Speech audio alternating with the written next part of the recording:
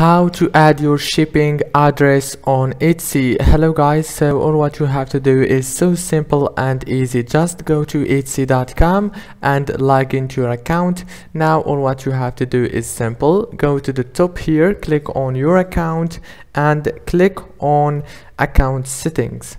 Now after you click account settings, it will take you to this page. Right here you will find many options. As you can see, all what you have to do is click on addresses, and now it will take you here. Click add a new address, and now add your address from here easily. As you can see, fill the informations and click save.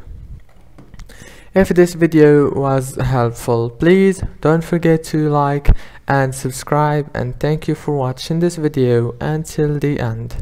See you later.